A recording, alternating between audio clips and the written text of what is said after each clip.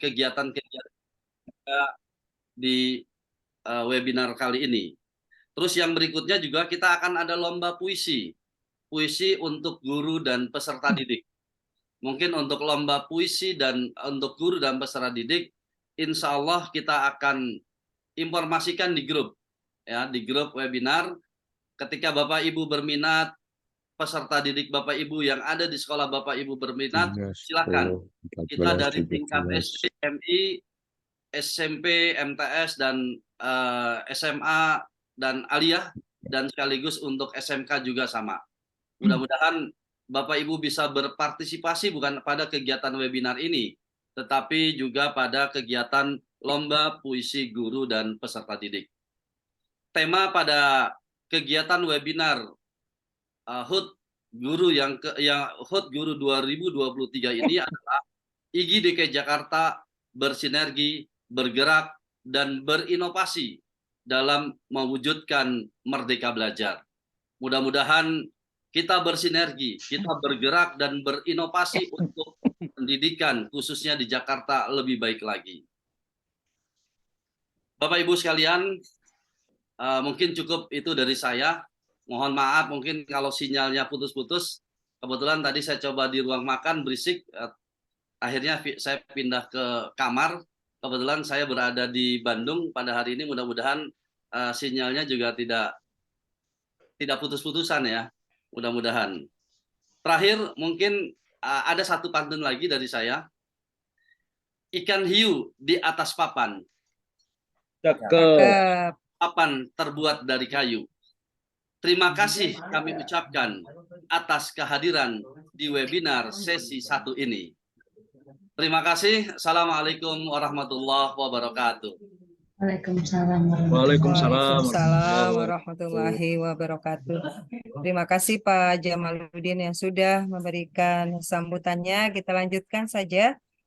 Mari kita simak bersama sambutan dari pembina IGI DKI Jakarta sekaligus membuka rangkaian acara peringatan Hari Guru Nasional pada acara webinar pertama ini. Kepada Bapak Dr. Andes Iwan Ridwan, kami silahkan. Terima kasih. Cara menduga yang paling baik adalah bertanya. Demikian kata Sophocles melalui tokoh yang diciptakannya dalam naskah Oedipus Sang Raja. Assalamualaikum warahmatullahi wabarakatuh. Yang saya hormati Waalaikumsalam. Bapak Ujang Suherman MPD. Saya bahagia sekali ini ketemu dengan Pak Ujang dari tim kurikulum Disdik DKI. Terima kasih Pak sudah menjadi narasumber pada hari ini.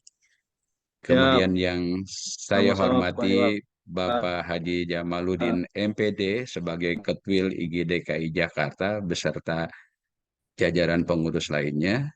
Yang terhormat juga para ketua IGI daerah dari seluruh daerah-daerah yang ada di DKI Jakarta. Kemudian para peserta webinar, ini sore yang luar biasa saya kira ya. Kenapa saya bilang luar biasa? Bapak ini baru saja nutup sesi kelas di sekolahnya masing-masing sudah langsung membuka Zoom untuk webinar ini. Luar biasa semangatnya dan saya selalu merinding kalau ngelihat teman-teman guru semangat seperti ini dan saya selalu optimis ke depan pendidikan ini akan menjadi lebih baik, lebih baik, lebih baik lagi. Bapak Ibu hadirin sekalian, P5 program penguatan profil pelajar Pancasila adalah makhluk yang baru tentu untuk kita semuanya. Kemudian saya suka berkelakar dengan teman-teman, kita P4 aja dulu ditatarnya sampai 100 jam gitu. P5 kita belum pernah ada penatarannya beberapa jam pun. Jadi kalau terjadi miskonsepsi di antara teman-teman guru, ini hal yang lumrah. Nah, kenapa juga terjadi miskonsepsi? Ya karena masing-masing berpikir mempersepsi sendiri-sendiri. Tidak memiliki kesempatan untuk bertanya, mungkin karena masalah waktu, masalah jarak, dan yang lain-lainnya. Tetapi hebat teman-teman ini, yakin dengan persepsi yang ada di pikirannya masing-masing, dengan pemahamannya yang ada di pikiran masing-masing, karena tujuannya jelas. Bagaimana membentuk pelajar Pancasila yang kita dapat rumusannya dari Kemendikbud itu. Berkebinekaan global, kolaboratif, kemudian berakhlak mulia, berpikir kritis, dan sebagainya. Nah, Bapak Ibu hadirin sekalian, saya berharap pemahaman kita akan menjadi sama setelah kita mendengarkan paparan dari Pak Ujang. Ini saya kira orang yang tepat karena beliau ini tim kurikulum di Distrik DKI Jakarta. Jadi silakan Bapak Ibu bertanya supaya kita mendapatkan pemahaman yang sama. Pak Ujang, sekali lagi terima kasih dan mohon bersabar barangkali karena tadi acaranya agak molor, bukan agak molor lagi, memang molor karena berbagai kendala teknis.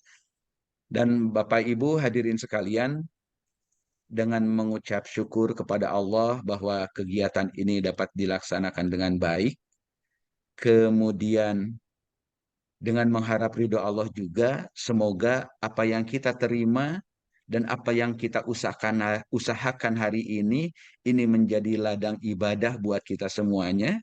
Karena kita meyakini bahwa menuntut ilmu itu adalah ibadah. Semoga ini menjadi pencerahan untuk lebih mencerdaskan generasi muda bangsa kita.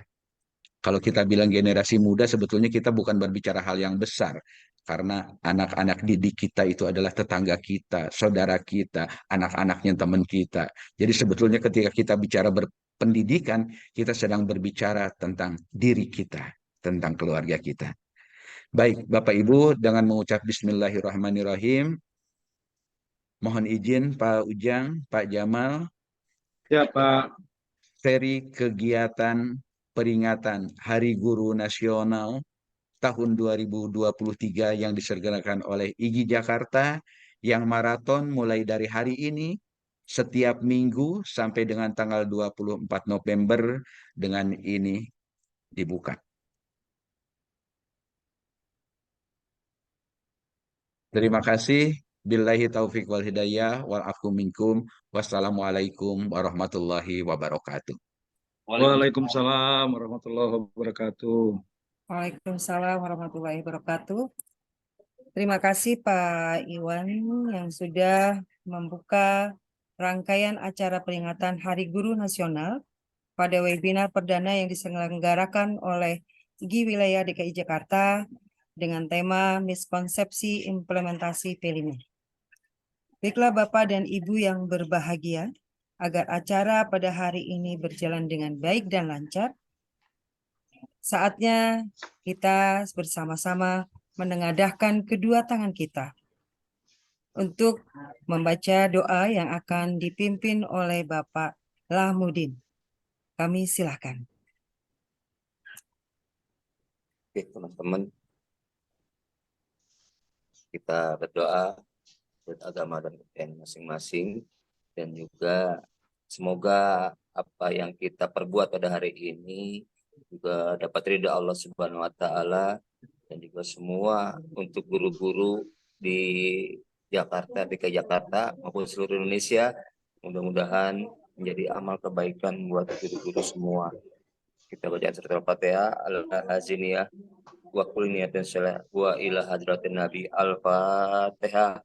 Alhamdulillah.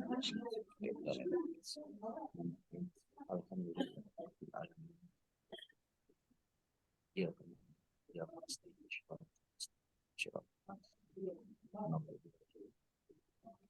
Terima kasih. Assalamualaikum warahmatullahi wabarakatuh. Waalaikumsalam warahmatullahi wabarakatuh. Amin, amin ya robbal alamin. Mudah-mudahan apa yang sudah kita panjatkan pada doa kita tadi dikabulkan oleh Allah Subhanahu wa Ta'ala. Terima kasih Pak Lahmudin. Baiklah Bapak dan Ibu, saatnya kita pada acara inti, yaitu webinar perdana dengan tema miskonsepsi implementasi P5. Saya selaku pembawa acara pembukaan, mohon maaf jika ada yang kurang berkenan. Jika ada buah salak, jangan simpan dalam peti. Jika ada kata yang salah, jangan simpan dalam hati. Saya Oktavizani Nuraini Rahman, undur diri dan akan dilanjutkan oleh moderator kita yang cantik ya, Ketua IGI Pusat, Ketua IGI Jakarta Pusat. Kepada Ibu Endah Wijayanti MPD, kami silakan. Terima kasih Bu Assalamualaikum Okta. warahmatullahi wabarakatuh. Waalaikumsalam warahmatullahi Warahmatullahi wabarakatuh. wabarakatuh. Ya baik, terima kasih sekali lagi Bu Okta. Bunga sekuntum, kembang sepatu. Ya. Assalamualaikum warahmatullahi wabarakatuh. Waalaikumsalam. Waalaikumsalam warahmatullahi wabarakatuh. Ya, bunga anggrek, bunga melati. Perkenalkan, saya Endah Wijayanti yang akan menjadi moderator pada hari ini.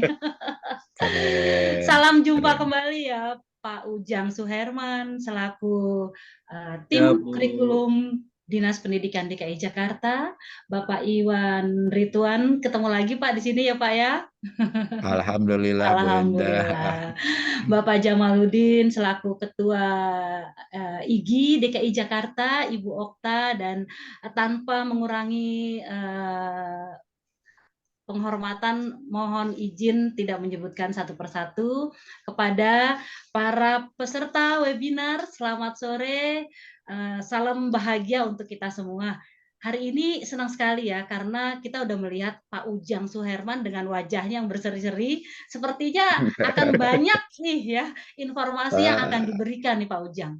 Karena Pak Ujang, Ini yang seru. iya nih, bagaimana pemahaman tentang P5, proyek penguatan profil pelajar Pancasila ini agar tidak miskonsepsi, Pak. Bagaimana, Pak? Kita pengen dengar semua nih. Silakan, Pak Ujang. Langsung ya Bu Endah. Ya, silakan. Terima kasih. Assalamualaikum warahmatullahi wabarakatuh. Waalaikumsalam warahmatullahi wabarakatuh. Selamat siang, salam sejahtera buat kita semua yang sama-sama kita hormati. Pak Iwan Ridwan, luar biasa. Saya melihat orang yang sangat bijak Pak Iwan ini. Terima Yang kasih. berikutnya yang saya hormati Pak Jamaludin, Ketua IGI DKI, Bu Okta, lalu Bu Endah, dan Pak Kasmadi, serta teman-teman pengurus lainnya. Yes. Dan juga Mama nggak balas-balas WA saya dah. seluruh Mohon peserta Suara. webinar miskonsepsi implementasi proyek penguatan profil pelajar Pancasila. Di awal perlu saya sampaikan ada dua hal yang berbeda, karena setelah saya lihat teman-teman peserta ini, teman-teman yang hebat ini ternyata dari berbagai jenjang, mulai ada yang dari SD, ada yang dari SMP, ada yang dari SMA, ada yang dari Madrasah Ibtidaiyah. Tadi saya sempat lihat juga Pak Lahmudin dari MTS, dan mungkin ada yang dari Madrasah Aliyah. Saya akan mulai dari sana dulu sebelum saya menyampaikan paparan, karena miskonsep ini bisa terjadi karena ada dua perbedaan. Yang pertama, teman-teman yang saya sebutnya dengan sekolah di bawah Kementerian Pendidikan menggunakan kurikulum Merdeka dengan Permendikbudristek nomor 262/2022 yang di dalamnya antara intrakurikuler dengan kokurikuler terpisah jelas. Sementara teman-teman yang di bawah Kementerian Agama menggunakan KMA.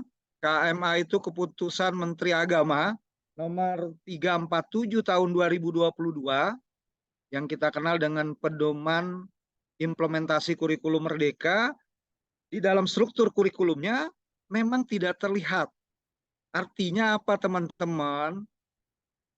Kalau di Kementerian Pendidikan sudah jelas berapa jamnya, tapi kalau teman-teman di Kementerian Agama dijumlah dulu baru dikurangi 20-30%. Nah, ini perbedaan awal langkah yang harus kita lakukan. Jadi kalau di Kementerian Pendidikan itu sudah jelas berapa jam dalam 1 tahun, baik SD, SMP, SMA. Tapi kalau teman-teman di Kementerian Agama, di total dulu jumlahnya, baru dikurangi 20% untuk implementasi yang kita sebut dengan P5, penguatan profil pelajar Pancasila, dan di dalamnya juga kita ada profil pelajar rahmatan lil alamin.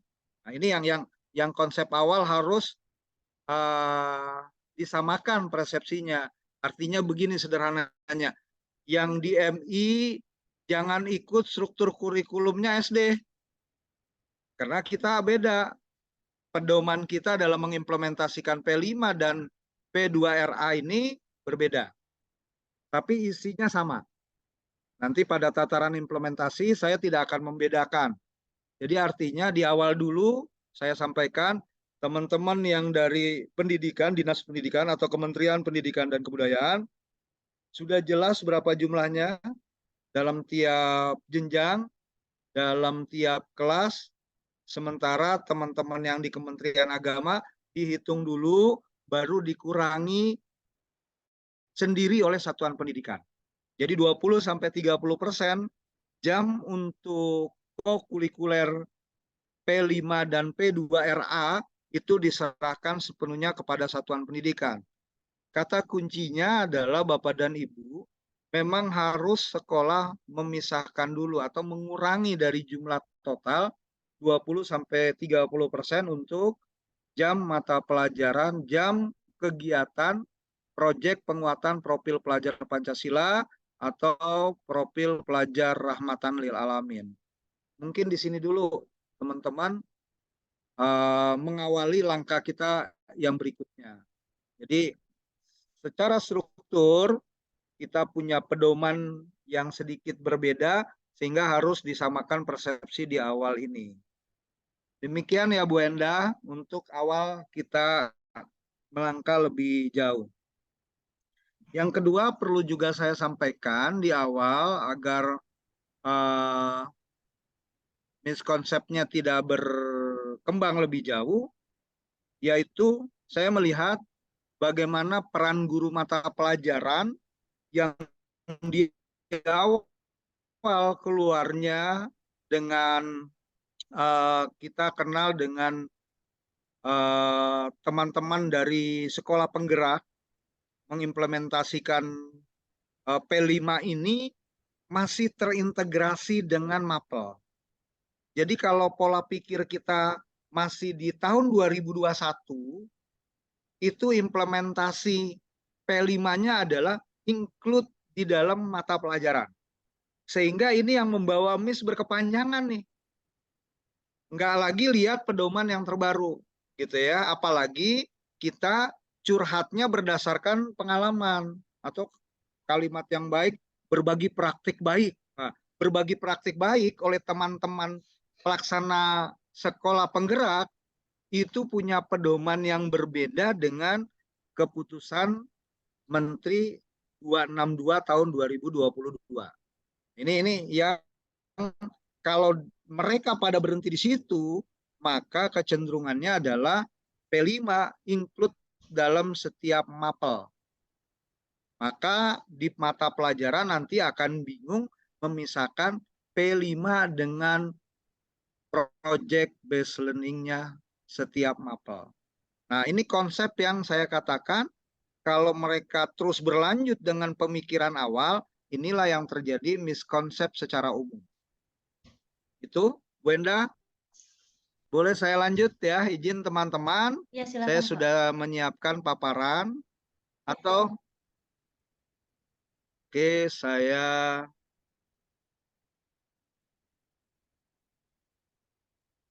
bisa terlihat ya Bu Enda ya? Ya, sudah bisa. Oke, teman-teman sekalian.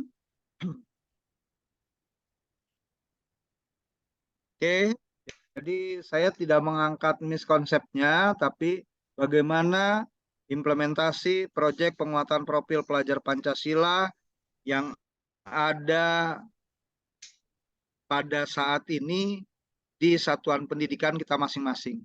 Kalau suara saya masih jelas, Wenda? Masih, bagus. Ya, oke.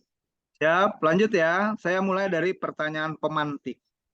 Yang pertama, teman-teman, proyek penguatan profil pelajar Pancasila dilaksanakan melalui kegiatan apa? Ini harus kita pahami. Karena bisa tadi miskonsepnya akan berlanjut, oh saya bahasa Jepang, proyeknya A. Oh saya pendidikan Pancasila, ini cocok banget kalau punya proyek penguatan profil pelajar Pancasila. Saya fisika, saya matematika. Nah itulah miskonsep awal yang terjadi. Maka yang namanya P5 ini dilaksanakan melalui kegiatan kokurikuler. Kokurikuler yang selama ini kita pahami, Bapak dan Ibu sekalian, itu adalah kegiatan penguatan untuk ketercapaian-capaian pembelajaran. Selama ini yang kita pahami. Harusnya kokurikuler yang kita lakukan adalah untuk terimplementasinya profil pelajar Pancasila. Jadi kokurikuler yang kita akan lakukan adalah untuk mencapai profil pelajar Pancasila. Bukan untuk ketercapaian-capaian pembelajaran. Kalau udah capaian pembelajaran, itu berbasis mapel. Kalau ini tidak berbasis mapel. Oke. Yang kedua, pertanyaannya mengapa proyek penguatan profil pelajar Pancasila diperlukan dan melalui kegiatan apa saja yang bisa dilakukan? Kenapa harus dilakukan sesuai dengan misi pendidikan saat ini? Bapak dan Ibu mohon izin saya menyebutnya saat ini karena tidak ditutup kemungkinan Oktober 2024 jangan-jangan misi pendidikan kita juga berubah Pak Iwan Ridwan. Jadi 1 Oktober tuh menteri-menteri anggota dewan dilantik, presiden dilantik, biasanya terjadilah perubahan-perubahan. Saya katakan tadi saat ini ya, sesuai dengan misi dari pendidikan nasional mencapai atau terwujudnya profil pelajar Pancasila.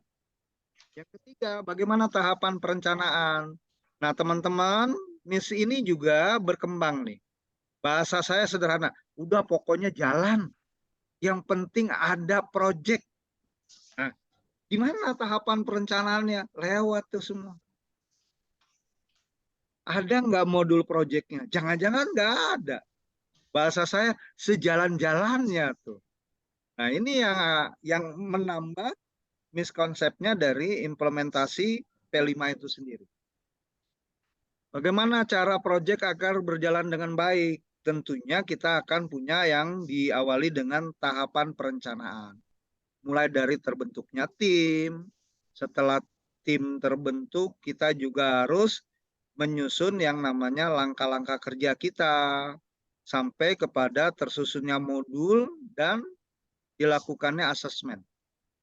Saya masih khawatir ya kalau bahasa di sini mungkin miskonsep juga di dalam prosesnya, miskonsepnya juga terdapat di dalam asesmennya.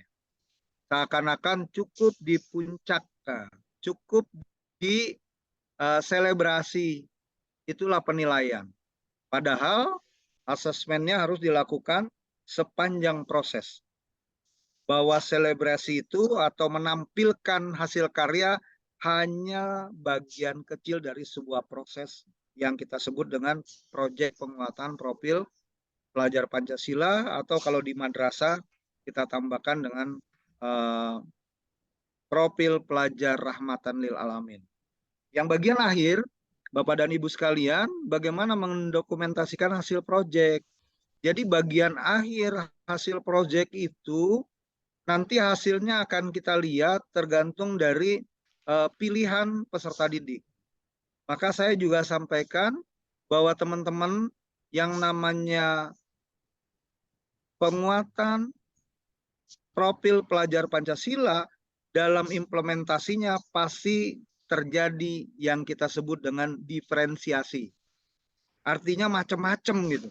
Jadi jangan nanti produknya izin banyak sekali teman-teman, misalnya kita ambil tentang kearifan lokal. Ambil budaya Betawi. Hasilnya sama semua tuh. Makanan-makanan semua. Nggak boleh anak punya pilihan yang berbeda. Padahal kita sudah menerapkan dalam pembelajarannya adalah berdiferensiasi. Diferensiasi konten, diferensiasi prosesnya, diferensiasi juga hasilnya. Dalam dokumen yang berbeda karena dari hasil yang berbeda-beda. Kalau kita nanti, hasilnya adalah sebuah karya nyata. Misalnya anak-anak membuat rangkaian, kalau di SD misalnya membuat, atau di MI membuat tentang ondel-ondel gitu ya. Nah, ondel-ondel yang dibuat oleh anak-anak ini boleh dari manapun, dari bahan apapun yang berbeda. Karena kita berharap nanti pada saat mendokumentasikan hasil proyek itu harus menjadi karya yang memang bisa dibuktikan. Sehingga itulah yang tercatat di dalam laporan proyek penguatan profil pelajar Pancasila. Jadi saya tidak berharap juga teman-teman ketika membuat laporan proyek, ya tadi, yang penting tinggal klik sesuai nggak sesuai, orang tua nggak protes. Nah, padahal proses yang kita lakukan apa, yang kita laporkan apa, karena tadi orang tua kita masih melihatnya nilai. Anaknya bisa apa proyeknya, apa itu. Nah, kita kan berarti sudah membohongi diri kita juga kalau kita asal klik tadi. Karena memang difasilitasi dengan e-rapot untuk teman-teman yang ada di pendidikan, mudah-mudahan teman-teman yang di Kementerian Agama juga sudah ada fasilitas itu, dan kita dengan fasilitas itu memilih konten-konten sesuai dengan dimensi, elemen, dan sub-elemen profil pelajar Pancasila. Atau yang disediakan oleh pemerintah di dalam Keputusan Kepala BSKP 009 tahun 2022. Jadi ada dimensi, elemen, dan sub-elemen profil pelajar Pancasila. Ini pertanyaan pemantik yang saya sampaikan agar teman-teman, kita fokus, kajian kita adalah P5. Sehingga nanti pada tataran ini saya buatnya seperti ini, izin Pak Jamaluddin.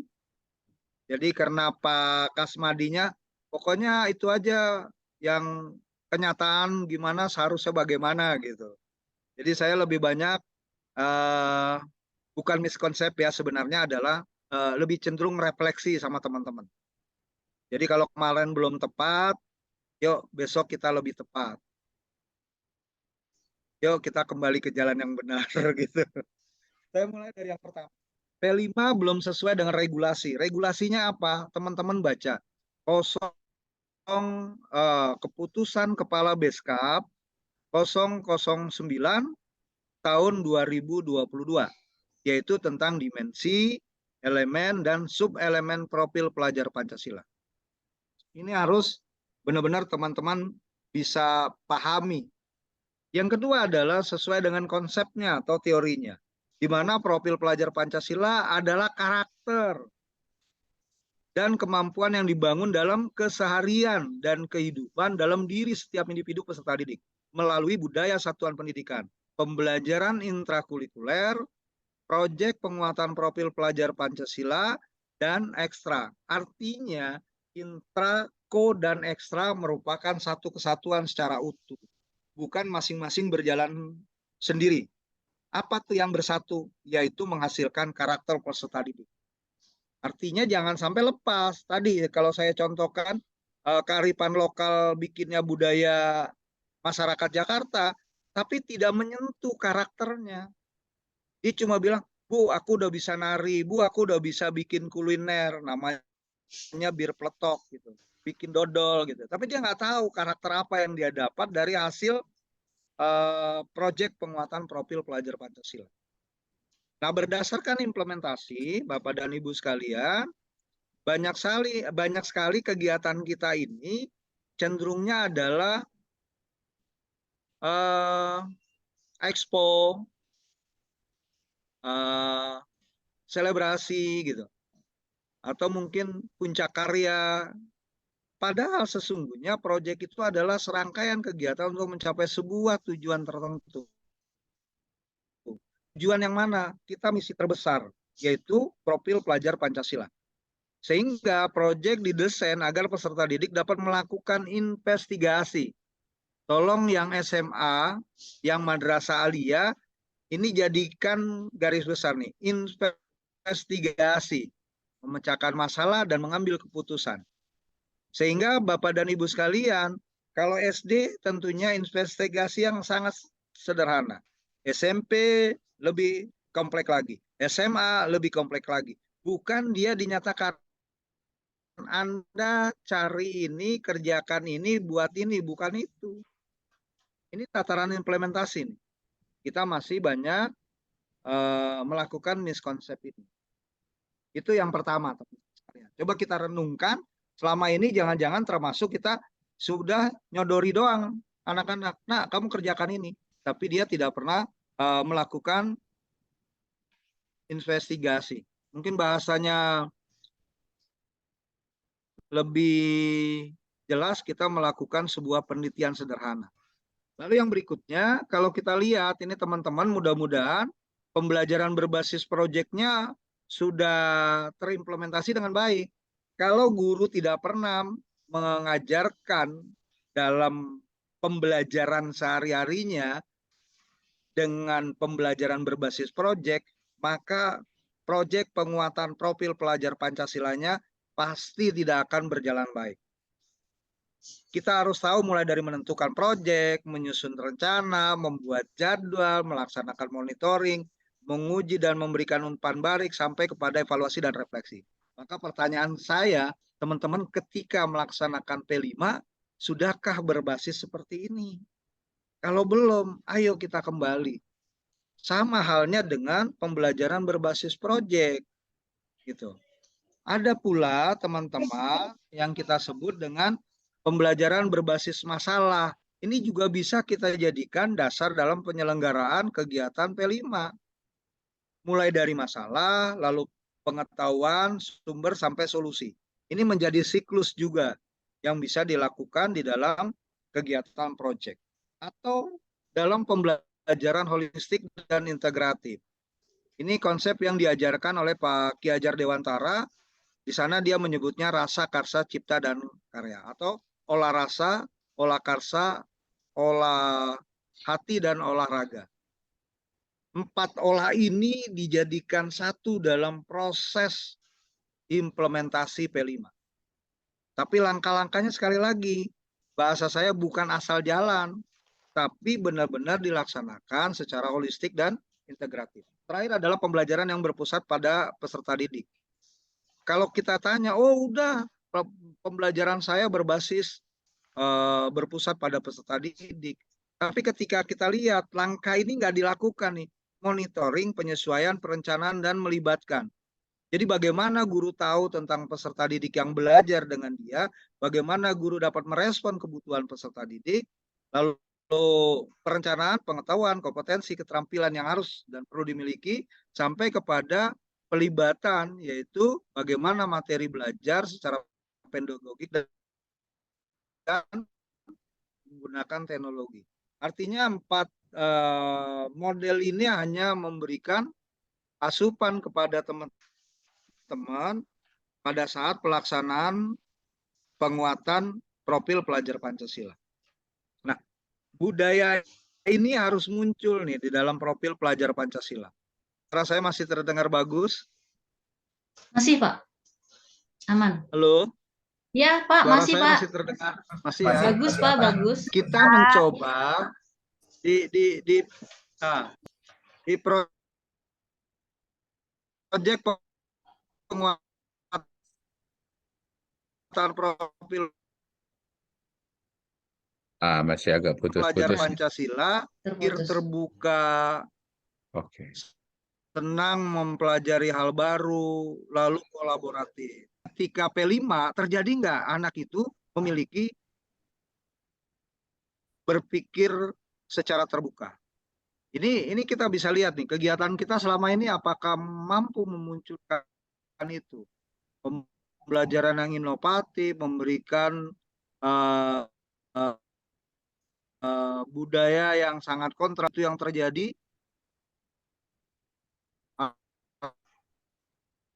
atau hanya mengalir sebatas aktif mempelajari hal baru. Nah, ini kita bisa lihat dalam aktivitas proyek penguatan profil pelajar Pancasila atau profil pelajar rahmatan lil alamin. Demikian pula kolaborasi, bekerja sama dengan teman-temannya, dengan masyarakat, karena ketika bicara proyek profil pelajar Pancasila, kita tidak bisa melepaskan anak dari kehidupan nyatanya, yaitu masyarakat. Yang kedua, teman-teman, jadi yang pertama itu, apakah kita sudah melaksanakan sesuai dengan mulai dari regulasi, yang kedua adalah teori atau konsep, yang ketiga adalah implementasi. Nah, yang kedua, tahapan yang dilakukan sekolah ini sangat penting nih. Kenapa? Karena jangan sampai tadi cukup ada di agenda program, kita akan melaksanakan P5, kita akan melaksanakan puncaknya di bulan akhir November, yang dipikirkan hanya puncaknya, selebrasinya, puncak karya gitu ya, tanpa melakukan tahapan seperti ini. Tahapan pembentukan tim, mengidentifikasi kesiapan satuan pendidikan. Tadi salah satu kesiapan pendidikan adalah berapa banyak guru yang terbiasa dengan menggunakan model pembelajaran berbasis proyek. Nanti dihitung tuh. Lalu yang berikutnya adalah merancang tema. Tema kita udah disiapkan. Izin untuk SD dan madrasah ibtidaiyah, dia yang belum bisa dilakukan tema pilihan adalah suara demokrasi. 7 tema lainnya boleh sama dengan kakak-kakak jenjang SMP. Ada, masih jelas ya Bu Enda? Masih, Pak. Setelah mengidentifikasi, merancang tema, dan dimensi alokasi waktu. Saya fokus di tema sudah, dimensinya teman-teman paham ada 6 dimensi yang bisa pilih. Jadi bukan berarti 6 dimensi dilakukan dalam satu tema, tidak.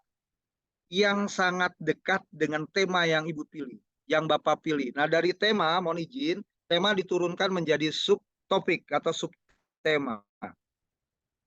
Jadi kalau tema jujur itu masih abstrak, maka kita turunkan menjadi subtema atau topik yang lebih spesifik, yang lebih konkret.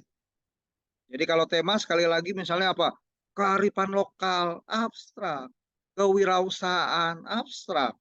Ya, apalagi kebinekaan global, luar biasa abstraknya. Bangun jiwa ragamu, nggak jelas juga itu. Turunkan menjadi subtema atau topik yang lebih spesifik, yang lebih konkret. Apa maksudnya konkret? Bisa diukur ketercapaiannya. Tentukan dimensi dan tentukan alokasi waktu. Teman-teman, dalam menentukan alokasi waktu, kita ada 3 pilihan pelaksanaan P5 itu. Ada yang harian, tiap hari. Hari Senin dia misalnya jam setelah upacara ada langsung kegiatan P5 atau P2RA. Atau ada pilihan kedua, 1 hari dalam 1 minggu. Misalnya setiap hari Jumat, habis tadarus, habis pembinaan imtak, langsung kegiatan P5. Ya. Atau yang ketiga, alokasi waktunya diblok pada bulan dan minggu tertentu. Mana nih yang menjadi hitungan setelah teman-teman menghitung berapa jam yang bisa kita gunakan untuk kelas 1 dan 4 atau 2 dan 5 untuk kelas 7, untuk kelas 10. Kalau sekarang 10 SMP, SMA dibagi lagi kebutuhannya per tema. Itu dalam penentuan alokasi waktu. Setelah punya alokasi waktu, teman-teman menentukan atau menyusun modul project. Dan terakhir adalah merancang strategi asesmen. Pertanyaan teman-teman selama ini sudah menyusun modul project. Jika belum, berarti rangkaian aktivitas yang sesuai alokasi waktu tidak terjadi. Minggu ini dia melakukan apa? Minggu berikutnya melakukan apa? Itu kalau mingguan. Kalau dia harian, Senin melakukan apa, Selasa melakukan apa, yang sudah tersusun di dalam modul P5. Lalu yang berikutnya, miss yang banyak terjadi, modul project ada, namun belum menggambarkan aktivitas, karena masih mengadopsi modul ajar. Ini miskonsep yang ketiga nih. Modul project ada, namun belum menggambarkan aktivitas peserta didik. Kenapa? Karena teman-teman mengadopsinya dari modul ajar. Sehingga yang harus kita lakukan sebagai solusi, mulai dari mengidentifikasi dan pemetaan kondisi peserta sesuai kebutuhan, menentukan perancangan modul, sampai kepada mengidentifikasi modul dan menyusun tujuan pelaksanaan modul sampai kepada rancangan asesmen. Sehingga teman-teman di dalam rancangan modul sekali lagi harus jelas aktivitas setiap waktu yang sudah teman-teman tentukan. Lalu yang berikutnya teman-teman, ini kita bisa merancangnya ya menggunakan model strategi backward namanya. Mulai dari menentukan tujuan, merancang asesmen, lalu mengembangkan aktivitas. Ya. Jadi menentukan tujuannya apa sih? Lalu bagaimana? Karena sesungguhnya asesmen itu adalah untuk mengukur ketercapaian tujuan. Baru yang berikutnya mengembangkan aktivitas apa saja yang harus dilakukan peserta didik selama kegiatan yang kita sebut dengan pelaksanaan P5.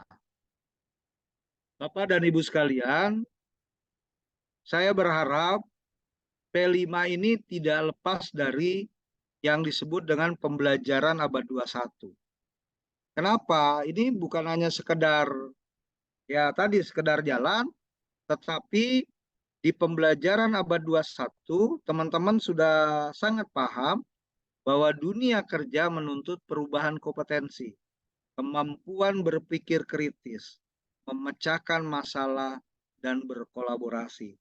Sama tuntutannya dengan implementasi ya P5. Berpikir kritis, pemecahan masalah, dan berkolaborasi.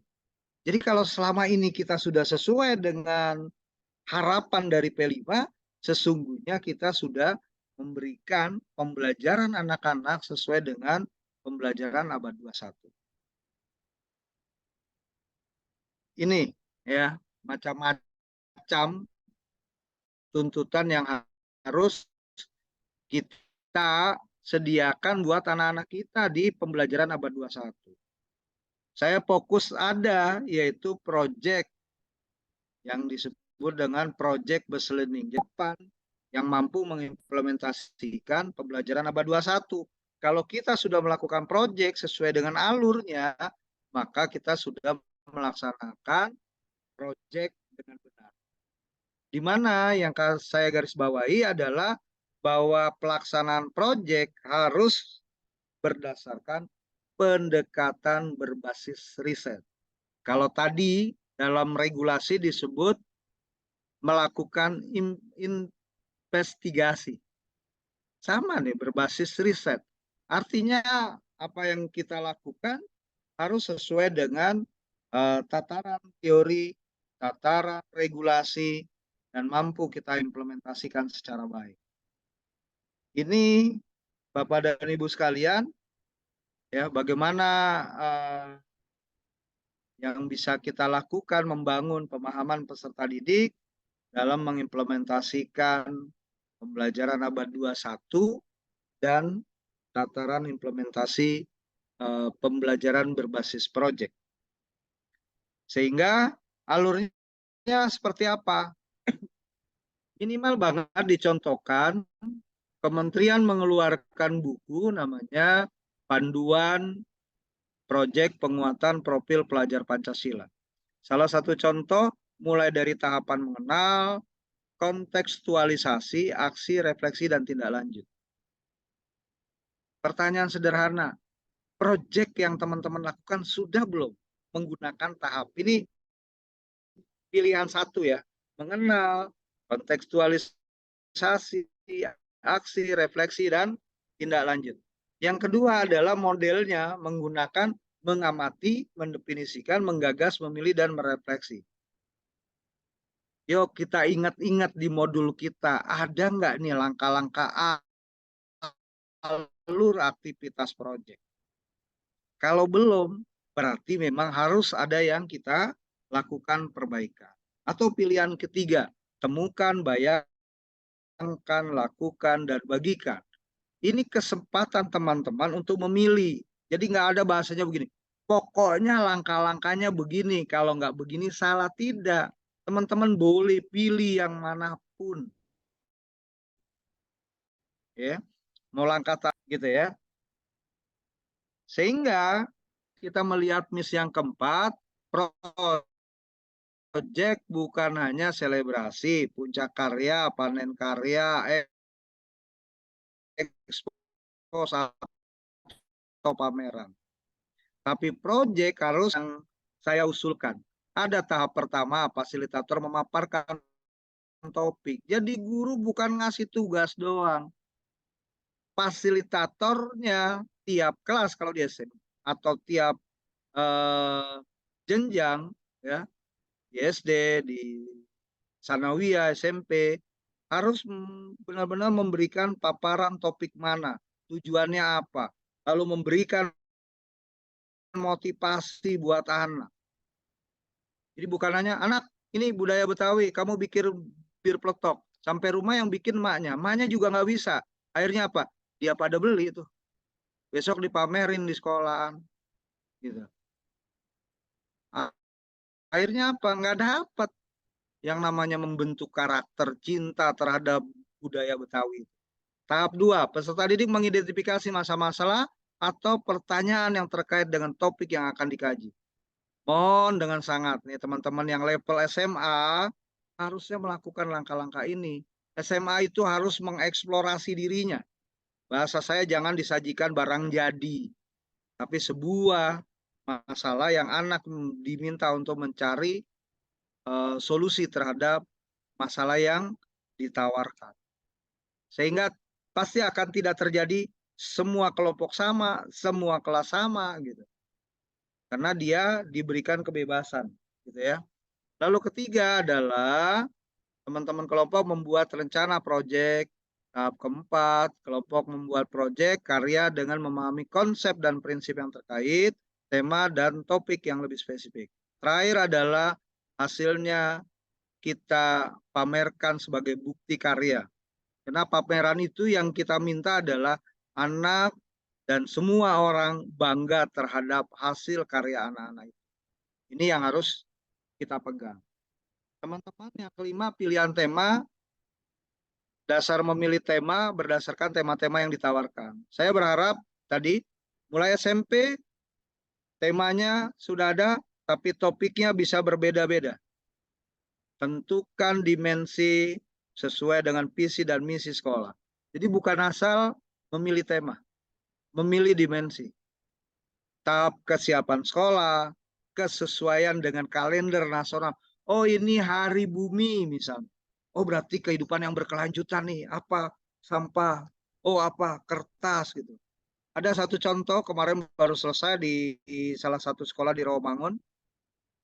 Judulnya sangat unik dan menarik, tapi saya melihat anak berpikir tentang masa depannya. Plastik menjadi estetik. Wah, cakep judulnya nih. Plastik menjadi estetik. Oh, dia bisa buat karya inovasi dari plastik-plastik bekas. Dia buat semacam peragaan busana, tapi bahannya dari plastik bekas yang sudah dibersihkan. Ya. Dan saya melihat anak senang jadi ya, karena yang dia lakukan itu adalah eksplorasi dari apa yang dia miliki. Isu atau topik yang sedang hangat terjadi. Jadi jangan, ya itu yang saya di awal, jangan asal jalan. Kita sesuaikan dengan isu-isu nasional, isu internasional gitu ya. Sehingga ini akan mengembangkan anak-anak kita juga melihat jauh ke depan. Bukan hanya hari ini. Di setiap tahun ajaran, tema dapat dilakukan secara berulang. Jadi jangan nanti berpikirnya gini. Yang SMA contoh, temanya ada 7. Kelas 10, 3, kelas 11, 2, kelas 12, 2. Kelar, seluruh tema habis. Tema boleh berulang. Yang nggak boleh berulang adalah topik yang sudah spesifik. Ini harus diingatkan juga nih teman-teman. Kadang-kadang, ayo kita habisin nih selama 3 tahun, 7 tema itu selesai. Jadi garis bawahnya adalah topik boleh berulang. Apalagi tadi ya, sesuai dengan tema-tema yang sangat update lah. Yang berikutnya, yang keenam adalah penentuan alokasi waktu atau jam P5 belum maksimal. Saya izin karena yang menghubungi Pak Kasmadi, jadi saya fokus di jamnya SMA. Teman-teman yang SD menyesuaikan. Kalau yang SD sekali lagi lihat di Keputusan Menteri 262 2022. Teman-teman yang di Kementerian Agama lihat KMA 347 2022. Saya hanya menunjukkan bahwa teman-teman jangan mikirnya per tahun dibagi rata masing-masing proyek, tapi yang penting adalah disesuaikan dengan tujuan dan kebutuhan masing-masing proyek.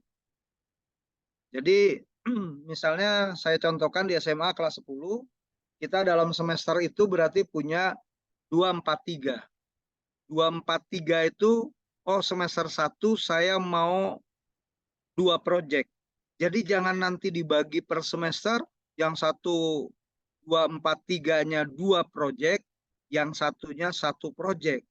Jadi teman-teman ini fleksibel waktunya sesuai dengan tujuan dan kebutuhan dari setiap proyek. Jadi jangan bagi 2 semester, semester lagi dibagi 2 lagi gitu ya. Yang satu hanya 1 ya 1 saja, tidak. Karena proyek itu penilaiannya adalah tahunan. Tidak ada laporan proyek per semester. Lanjut, teman-teman. Ini ringkasan proyek. Maka ketika bicara dimensi, teman-teman lihat elemennya yang mana. Misalnya beriman bertakwa kepada Tuhan Yang Maha Esa dan berakhlak mulia. Untuk kali ini saya akan mengambil akhlak bernegara dan akhlak pribadi. Elemennya yang diambil. Oh, gotong royong saya mau ambilnya apa? Berbagi. Tidak harus bergotong royongnya gede, tapi kita ambil cukup elemen. Oh, kreatif. Saya mau ambilnya yang mana? Menghasilkan karya dan tindakan yang orsinil. Jadi teman-teman ini harus mampu memilih. Ini contohnya, pemetaan dimensi, tema, dan alokasi waktu. Fokus dimensi, proyek satunya berkebinekaan global gotong royong. Temanya kearifan lokal. Proyek 2, beriman bertakwa, gotong royong bernalar, Bhinneka Tunggal Ika. Temanya. Lalu gotong royong, bernalar kritis, kewirausahaan. Alokasi waktu tidak harus sama. Jadi teman-teman boleh berbeda setiap proyek. Ini tema-temanya Bapak dan Ibu. Saya pertegas untuk MI dan SD. Yang belum boleh diambil adalah suara demokrasi. Ini fokus kepada masing-masing gaya hidup berkelanjutan, penekanan seperti apa, dan seterusnya. Sehingga teman-teman juga di satuan pendidikan harus menyusun ini. Tema gayanya mendesain sistem pengolahan sampah misalnya. Fokusnya apa? Akhlak terhadap alam, menghasilkan karya dan tindakan yang orisinil, memperoleh dan memproses informasi dan gagasan. Dari mana fokus pengembangan? Dari elemen. Kearifan lokal. Kita akan buat pegelaran seni memadukan elemen teknologi dan tradisi. Akhlak kepada manusia, menghargai perbedaan. Lalu yang berikutnya apalagi yang kita ambil, ya, yaitu menemukan cara mengenalnya secara luas dengan memanfaatkan teknologi. Jadi menggali berbagai warisan budaya menggunakan teknologi. Bhinneka Tunggal Ika, kita merencanakan melaksanakan bakti sosial di lingkungan sekitar satuan pendidikan, merespon isu kemanusiaan yang terjadi di dalam masyarakat terdekat. Apa yang kita fokuskan? Akhlak kepada manusia, mengidentifikasi berbagai. Ini peta atau pemetaan yang teman-teman lakukan sebelum kita menyusun yang disebut dengan modul project. Ya. Yang ketujuh, bagian sorotan dari saya, ini mungkin bagian terakhir, yaitu tentang asesmen. Jadi asesmen selama ini seakan-akan dilakukan pada akhir proyek, pada saat dipamerkan, pada saat expo, pada saat selebrasi. Padahal sesungguhnya itu harus dilakukan mulai dari perencanaan sampai kepada proses dan pelaksanaan. Maka dilakukan penilaian secara berkala, berkelanjutan selama profil atau selama proyek penguatan profil pelajar Pancasila dilaksanakan. Ini contoh modul, nanti teman-teman lihat saja, intinya adalah keputusan Kepala BSKP 009 garis miring H garis miring KR 2022 tentang dimensi elemen dan subelemen profil pelajar Pancasila. Dan seterusnya teman-teman, saya hanya memberikan tanda, ini mulai ada asesmennya, ini juga dilakukan asesmen, jadi setiap langkah bisa dilakukan asesmen. Jadi bukan hanya di akhir atau pada saat pameran. Nah ini teman-teman yang bisa saya sampaikan, hal lain mungkin nanti teman-teman bisa, materinya saya akan berikan ke teman-teman panitia. Tapi saya berharap teman-teman membaca ini nih, panduan pengembangan proyek penguatan profil pelajar Pancasila yang dikeluarkan oleh Badan Standar Kurikulum dan Asesmen Pendidikan, Kementerian Pendidikan, Kebudayaan, Riset dan Teknologi Republik Indonesia tahun 2022. Saya tutup dengan pantun, Bu Enda. 1, 2, 3, dan 4. Setelah berhitung, duduk di kursi. Jika kita punya pendapat, kemukakan di dalam diskusi.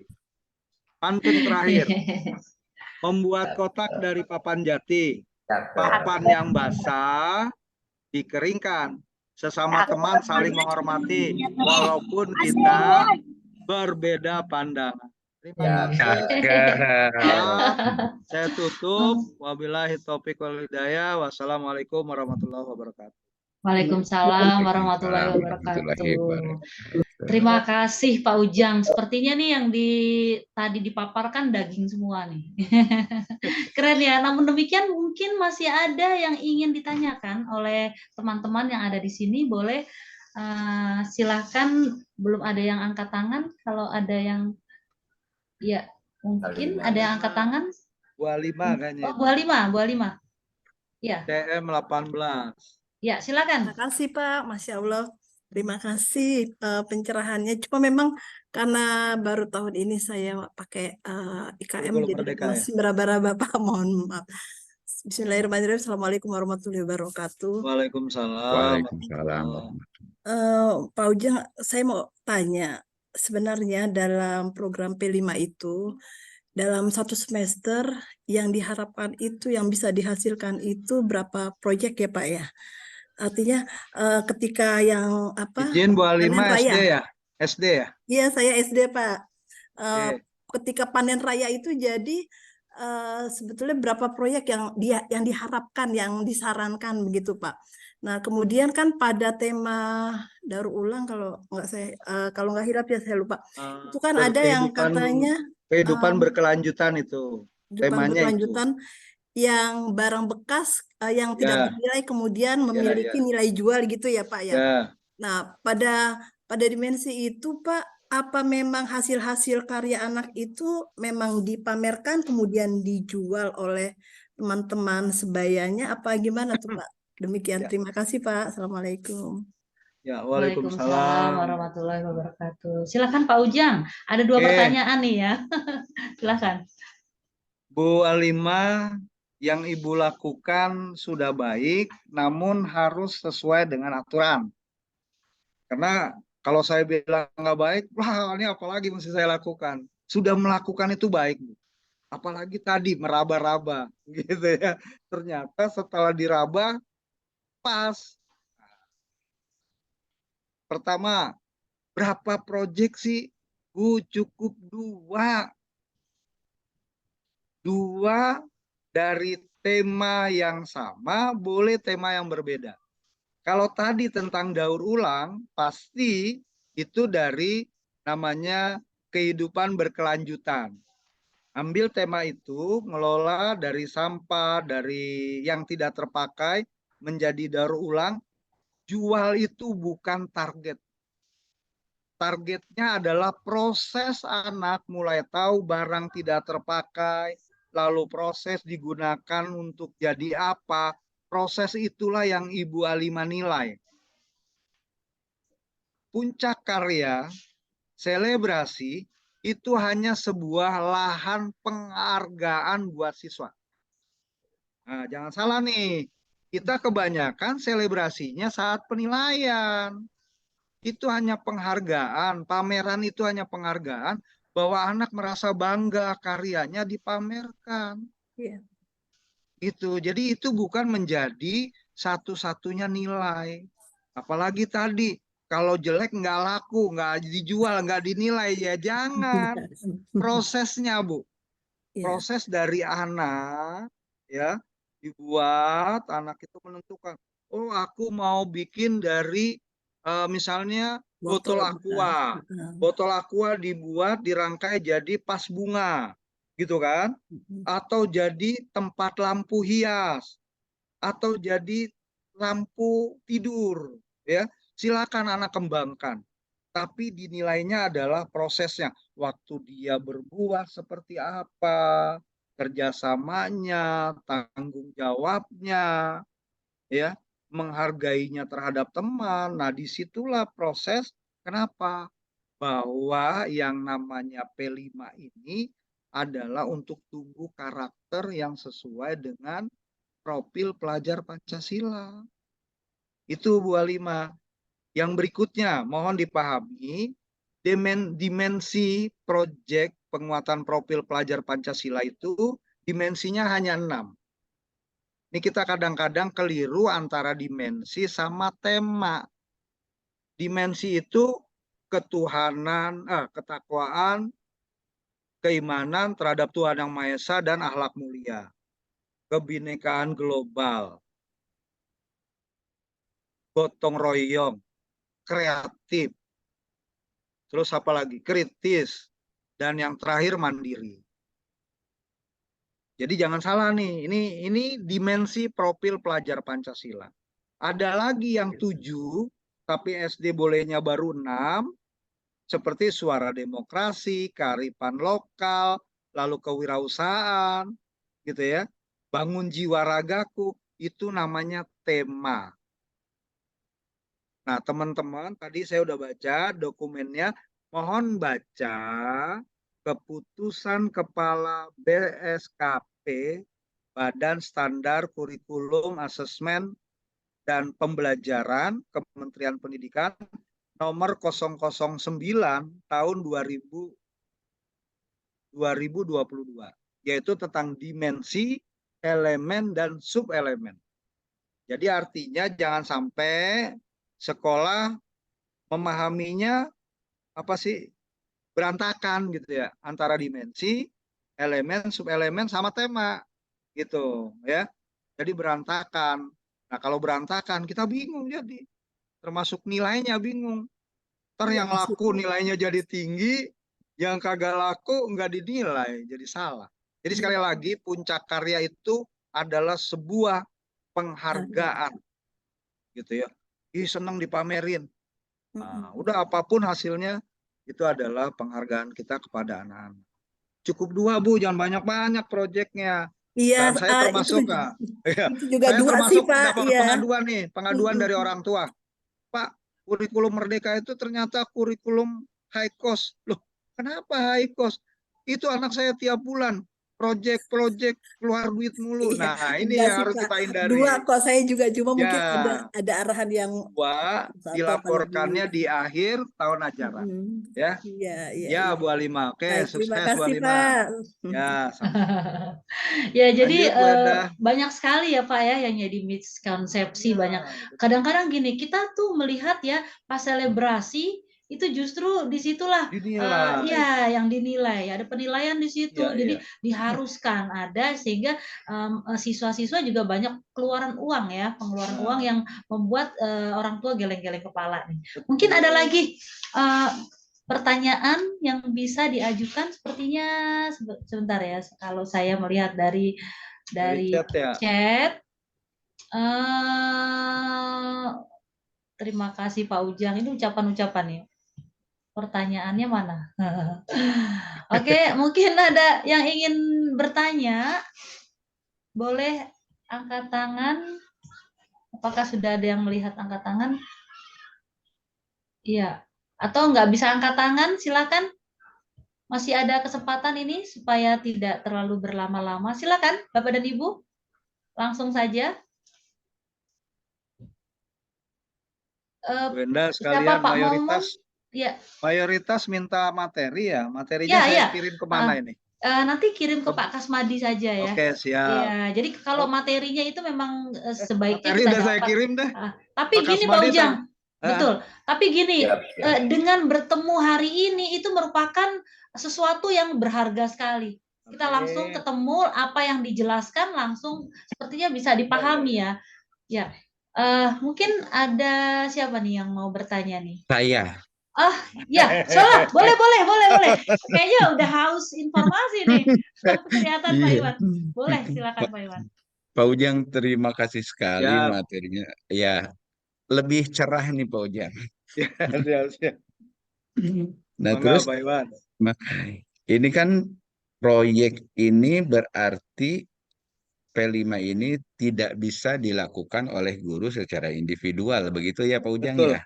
Ya, Jadi betul, ini Pak. memang melibatkan guru-guru tertentu. Nah, di kami nih, di SMK, itu kan di SMK ada 2 kelompok guru, ada guru kejuruan dan ada guru yang adaptif normatif, gitu. Kalau kita melihat ini, gitu kan, ini lebih kemana? Apakah ada perbedaan tanggung jawab atau kewajiban gitu antara guru adaptif normatif dengan guru kompetensi, guru kejuruan, atau sama-sama aja gitu tergantung pada materinya. Misalkan kan kalau di SMK itu ada materi kebekerjaan ya Pak. Nah, kebekerjaan ini kan Ya, bisa siap, Pak. ditetapkan, bisa dijadikan subtema atau menjadi beberapa kali proyek. Seperti misalkan, kenapa sih orang harus bekerja? Gitu kan. Kalau kamu bekerja, kamu mau bekerja apa sih kalian gitu? Bagaimana cara mendapatkan pekerjaan itu? Kompetensi apa aja yang harus? Nah, ini kan sebetulnya melibatkan guru-guru kompetensi di sini. Gitu. Kalau guru adaptif dan normatif mungkin lebih ngambang tentang hal ini. Bagaimana pendapat Pak Ujang? Mohon pencerahannya. Terima kasih. Ya, siap. Bu Enda langsung? Silakan Pak Ujang. Ya, oke. Terima kasih Pak Iwan. Oke, saya juga pernah dialog dengan teman-teman dari SMK 33 Kelapa Gading. Saya katakan mereka juga miskonsep, Pak. Ya, Karena masih berpikirnya berbasis mapel. ya. Jadi tanggung jawabnya sesungguhnya P5 itu adalah tanggung jawab satuan pendidikan. Oke, Maka yang baik. pertama sekali itu dibentuk tim. Tim Oh, itu tidak lihat mata pelajaran, tidak melihat status tugas. ya. Oh, wakil nih jadi ketua, tidak. Guru biasa pun boleh. Yang penting Oke. dia paham tentang proyek itu apa. Ya. Selanjutnya, kita harus ajak teman-teman bisa memisahkan antara proyek penguatan profil pelajar Pancasila dengan proyek base learning pada mata pelajaran. Ini dia. Ini dipisah nih Pak. Nih. Ya. Jadi jangan nanti saya yang ini dulu, yang jelek dulu. Jangan mentang-mentang ada P5, guru-guru pada bilang gini, lah kan udah ada P5, gua nggak usah ada proyek dong. Salah. Tuh Pak Iwan. Ya, Jadi baik. seakan-akan udahlah proyek P5 aja. Mata pelajaran nggak ada proyek. Tidak. Sesuai dengan capaian pembelajaran, apalagi kita lihat di SMK, itu wajib ada namanya proyek. Jadi ini proyek untuk mencapai capaian pembelajaran. Kalau ini proyek penguatan profil untuk mencapai dimensi elemen dan sub-elemen. Itu bisa. Iya, oke. Gitu ya. Aduh, terima kasih. Nah, Ya, satu lagi. Untuk tema bekerja itu mohon menggunakan di SMK ini menggunakan namanya design thinking, Kang. Kenapa saya design bilang thinking. design thinking? Tahu apa yang dibutuhkan oleh komunitas, oleh lingkungan, oleh masyarakat. Kalau nggak Ya, pakai analisis dan design thinking, nanti asal tuh menentukan kerjanya. Tadi pertanyaan, kenapa kamu mau kerja? Ya, kenapa mau milih ini? Ya, karena lingkungannya dia nggak tahu apakah pekerjaan dia dibutuhkan sama lingkungan. Dengan analisis design thinking, Iya. pasti dia akan berhasil.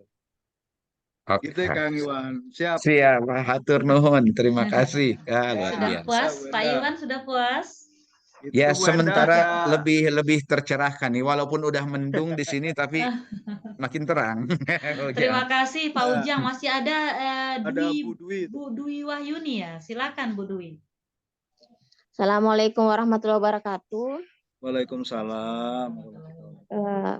Saya Dwi Wahyuni dari Kabupaten Sigi Pak, dari guru Aceh. tingkat SMP. Dari mana Bu? Sigi Dari Aceh ya? Sigi Aceh? Bukan, Sigi di Sulawesi Tengah. Oh, Sulawesi. Sigi. Iya. Oke. Jauh nih ya. Sulteng ya? Iya, di SMP ya, Sulteng. Bu? Iya, Ya, Satuan silakan Pendidikan Bu SMP. Dwi. Siap. Di sekolah saya baru tahun ini menerapkan kurikulum merdeka. Jadi masih Oke.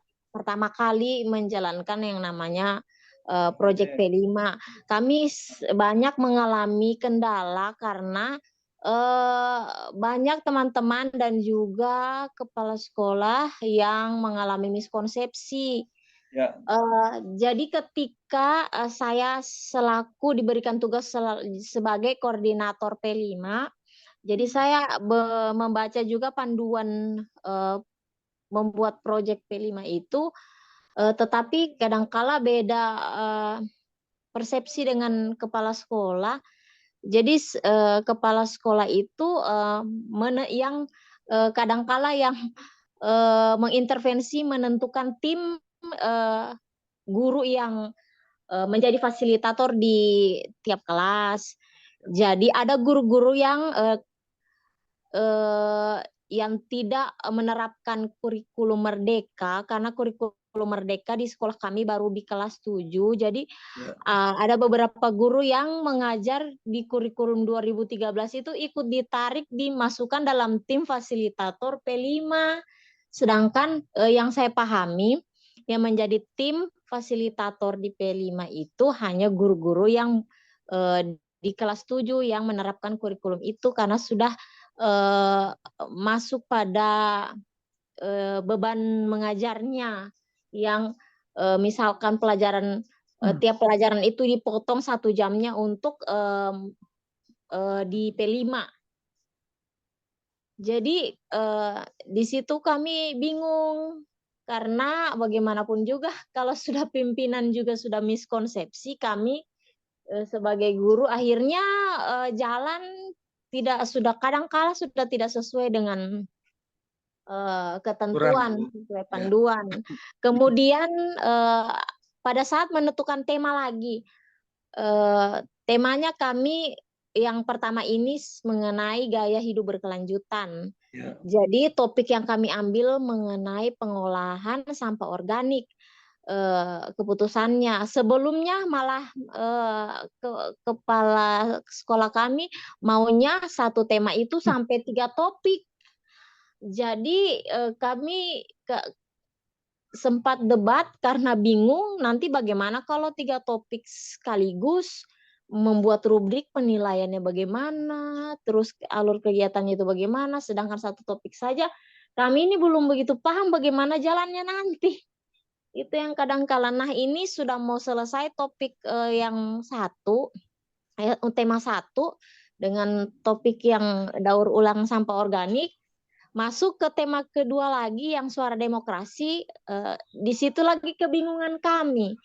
Karena di sini kami mengambil itu topiknya pemilihan ketua OSIS.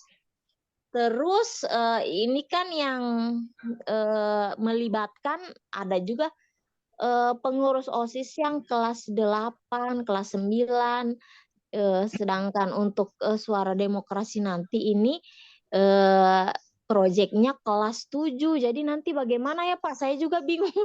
Bagaimana nanti apa tugasnya siswa nanti, bagian yang bagaimana yang bisa dihitung sebagai proyek kegiatannya itu saya belum ada gambaran sama sekali Pak.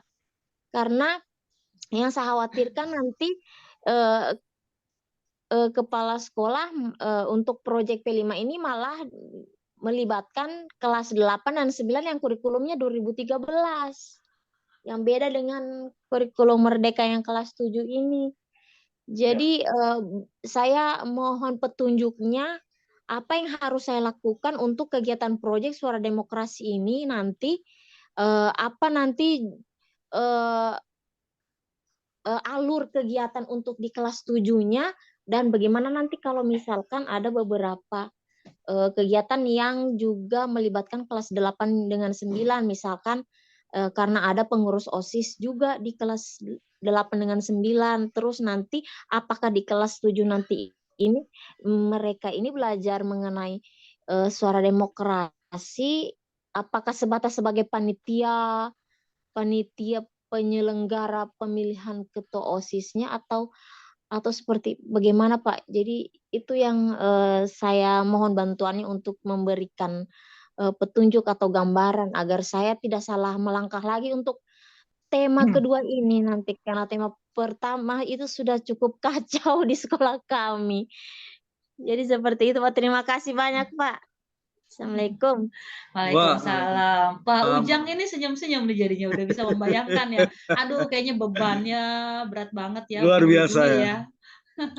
Silakan Pak. Oke, makasih. Pertama saya mengucapkan selamat. Ibu sudah berani mengimplementasikan kurikulum Merdeka. Kenapa saya katakan selamat? Sesungguhnya melaksanakan kurikulum Merdeka itu adalah pilihan. Jadi di dalam peraturan menteri itu ada 3 pilihan tuh. Sekolah boleh pilih kurikulum 2013, sekolah boleh pilih kurikulum yang disederhanakan, sekolah boleh pilih kurikulum Merdeka. Pada saat menentukan kurikulum Merdeka pun, sekolah diberikan 3 pilihan lagi. Mandiri belajar, mandiri berubah, dan mandiri berbagi. Oke Bu Dwi, sekarang kita fokus yang melaksanakan kurikulum Merdeka. Bu Dwi yang mana nih melaksanakannya? Yang mandiri belajar, mandiri berubah, atau mandiri berbagi? Mandiri berubah. Mandiri berubah. Kedua. Iya. Oke, Iya, yang kedua. kata kuncinya kurikulumnya sudah menggunakan kurikulum Merdeka. Iya. Oke, saya masuk.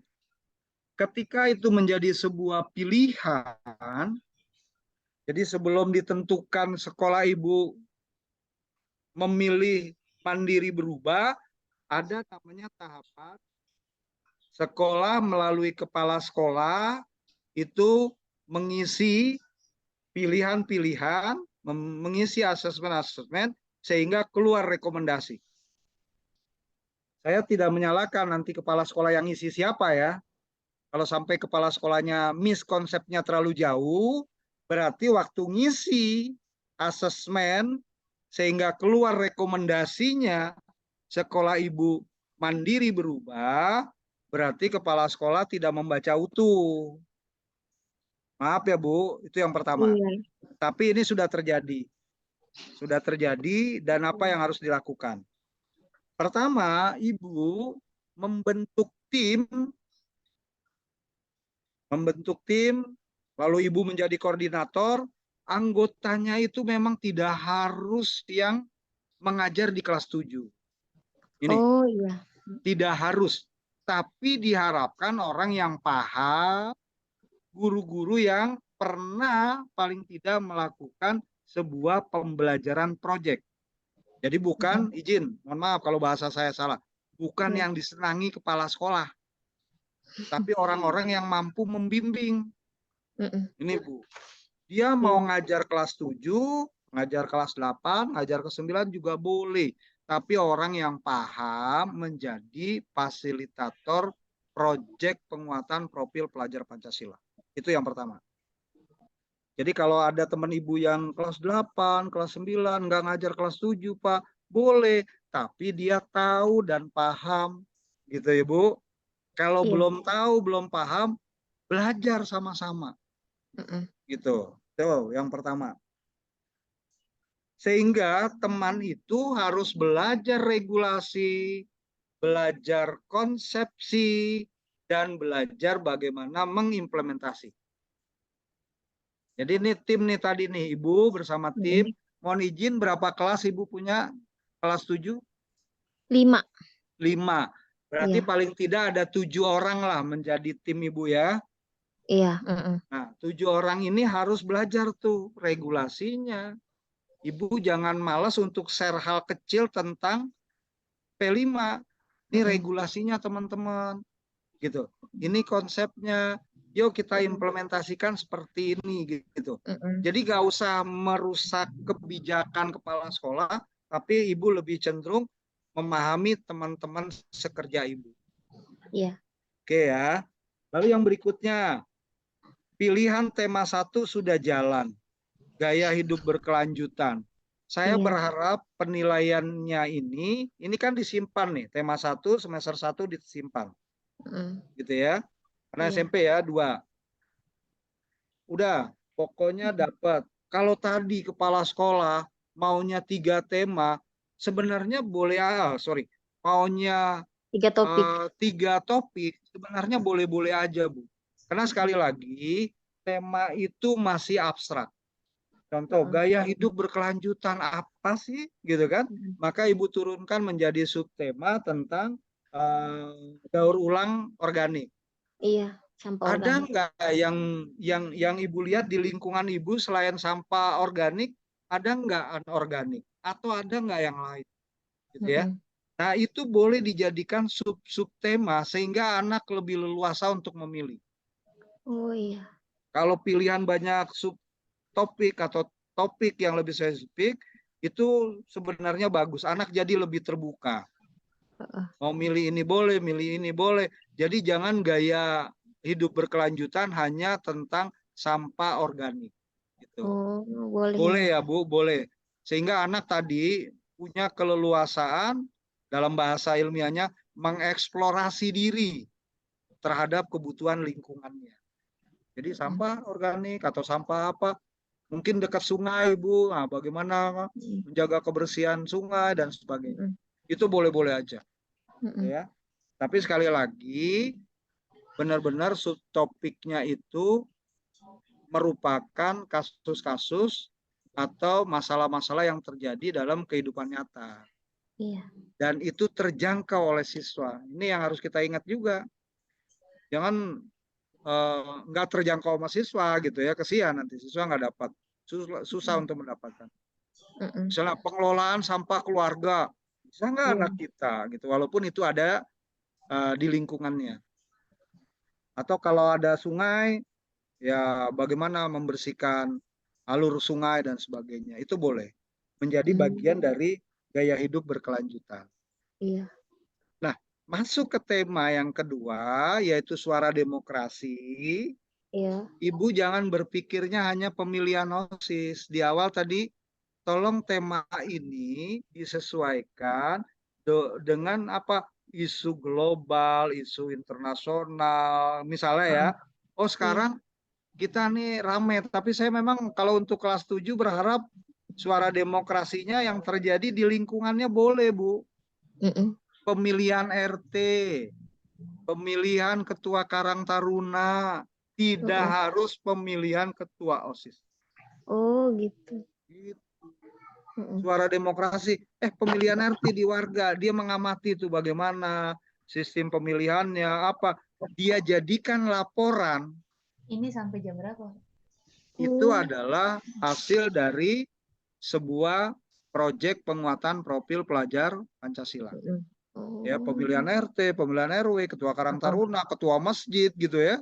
Atau apa yang bisa dia amati, bisa dia identifikasi, dan dia bisa merespon terhadap yang dia lihat tadi, itu adalah sebuah proses pembentukan karakter. Jadi sekali lagi, tidak terbatas pada pemilihan OSIS. Jadi banyaklah suara demokrasi dan sebagainya. Jadi nanti diturunkan, Ibu, suara demokrasi kan masih abstrak. Saya sebutnya abstrak. Pemilihan ketua majelis talim misalnya kalau ibu-ibu ya. Iya. Itu boleh. Ketua RT, ketua RW, apalah gitu ya, yang memang perlu adanya sebuah proses demokrasi. Jadi saya tegaskan, tidak harus pada pemilihan ketua OSIS saja. Kalau di sekolah apa? Oh boleh pemilihan ketua eskul, eskul rohani Islam, pemilihan eskul di SMP Paskibra, PMR gitu ya, dan sebagainya, KIR gitu ya, kelompok ilmiah remaja dan sebagainya, itu juga bisa menjadi objek sebuah proyek penguatan profil pelajar Pancasila. Karakter tentang demokrasi itulah yang harus tumbuh di dalam anak-anak kita. Jadi jangan sampai melibatkan sesuatu yang, mohon maaf bahasa saya, yang tidak berguna gitu. Wah, anak OSISnya suruh melibatkan diri, ya salah. Yang proyek itu yang harus mengalami si kelas 7.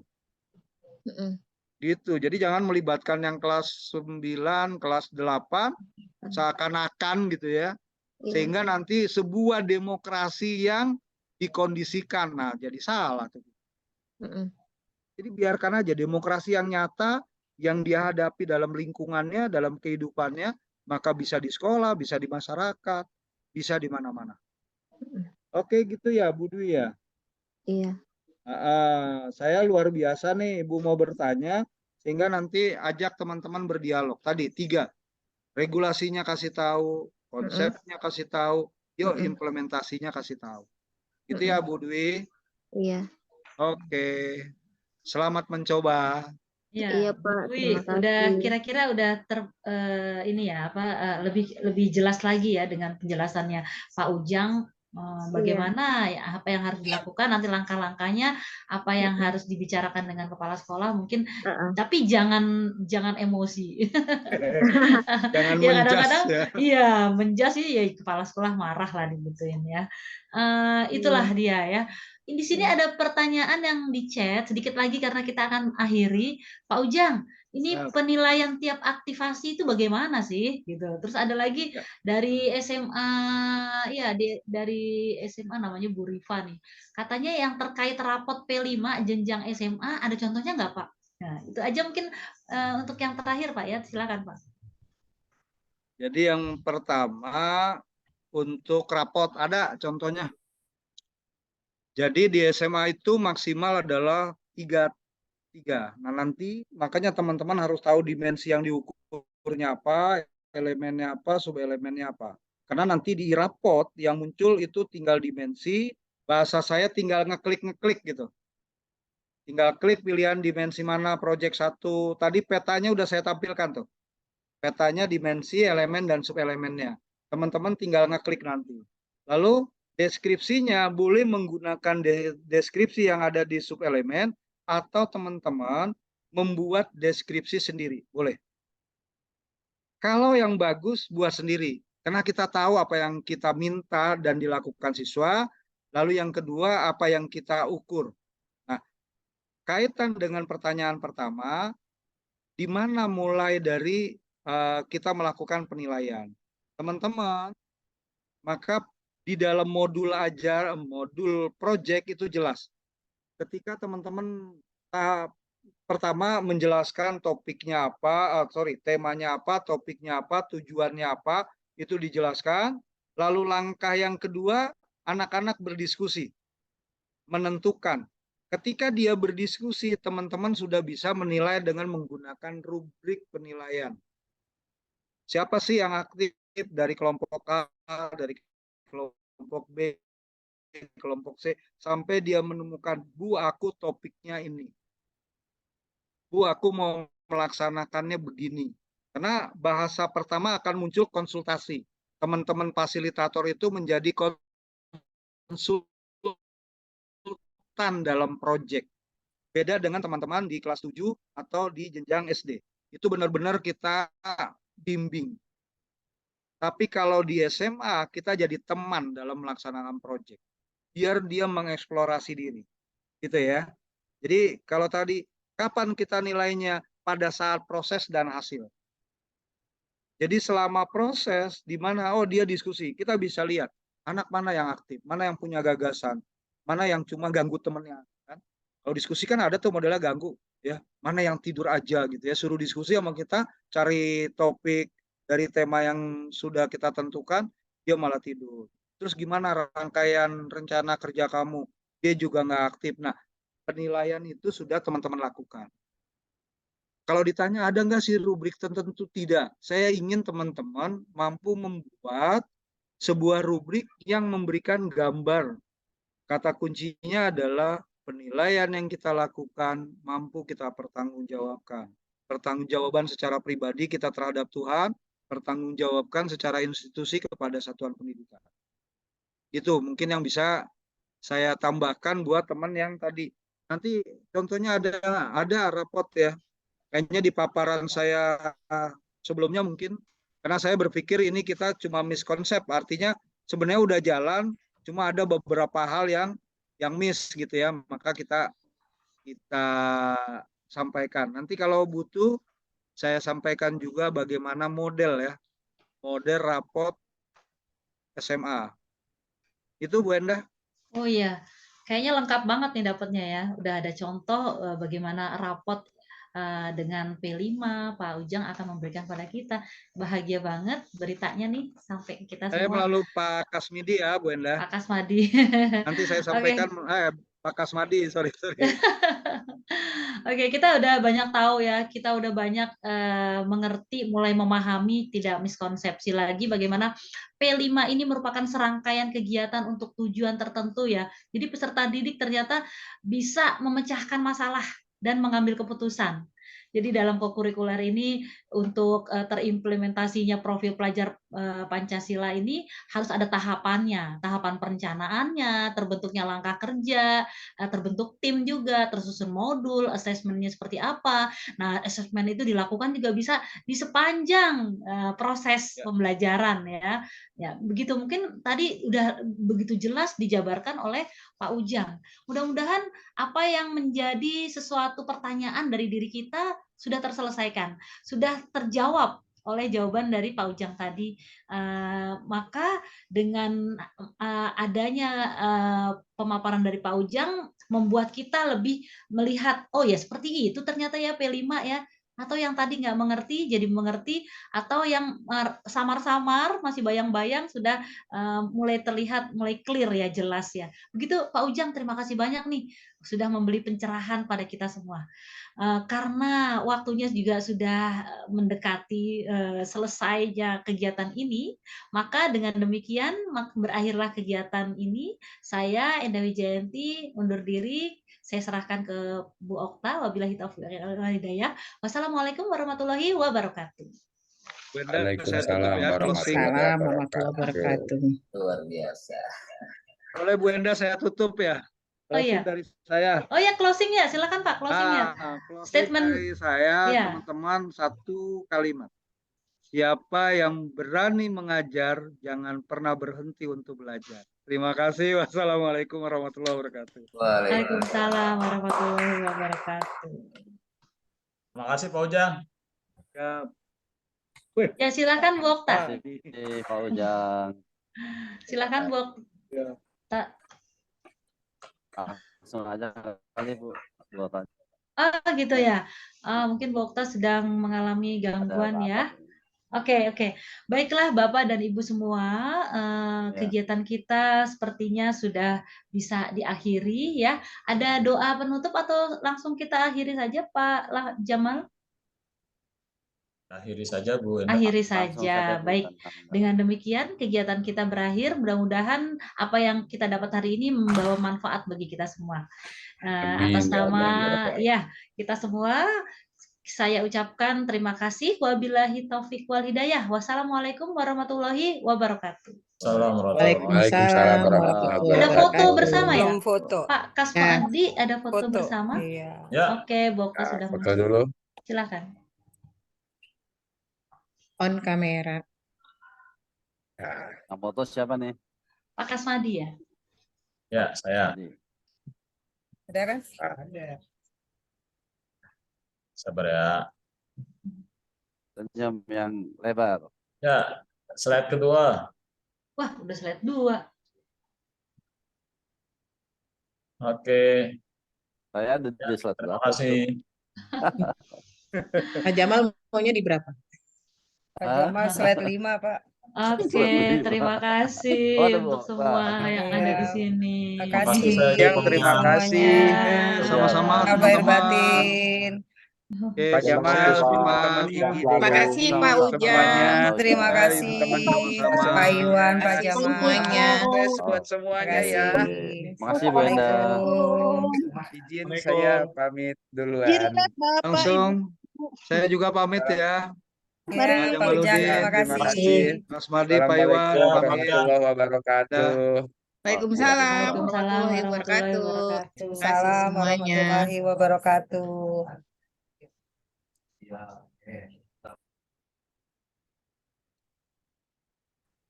Mantap nih. Bapak ganti kostum. Rekamannya Ganti kostum Bapak. Ya, luar kelihatan. biasa. Makasih Bu Enda. Iya. Saya pengen nanya. Iya, Pak, soalnya double job. Oh iya. Yang Ya, terakhir lupa dah tuh. ini tadi juga saya lagi ada kegiatan di sekolah. Tadi Bu Enda juga biru tua jilbabnya.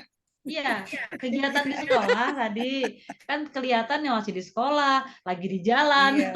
lari-lari sampai rumah, untung sampai nih. Cepet. Luar Iya. biasa. Saya mau tanya, jadinya nggak jadi. Saya lihat waktunya udah jam 5 lewat. Saya mau waktunya nanya. Padahal ini ya. Tapi Wapri aja, Bu. penjelasannya tadi penjelasannya enak kok. Jadi lebih Iya, ya. justru Keren. itu. Tadi saya mau nanya, cuman ya karena masih ada kepala madrasah, ya itu kalau di sekolah ya susah jadinya emang. Iya, harusnya kepala sekolah, kepala madrasah diginiin ya. Maksudnya Saya itu dia ada diberi ngisi acara pengertian. tanggal 14 Bu di SMP 85. Sini dong. Iya makanya. Ntar pulangnya saya mampir kan. Boleh. Oh, Mampir ya. Iyalah harus kepala sekolah. Kayaknya seperti saya tadi ketika Pak Ujang ngomong gitu, kayaknya ya jadi emang banyak konsepsi ya tentang kelima itu, terutama ya di madrasah gitu. Ya nggak sih, Pak Madrasah Lamudin? ya. Ya, terutama Ya, di betul. madrasah gitu loh. Makanya tadi saya juga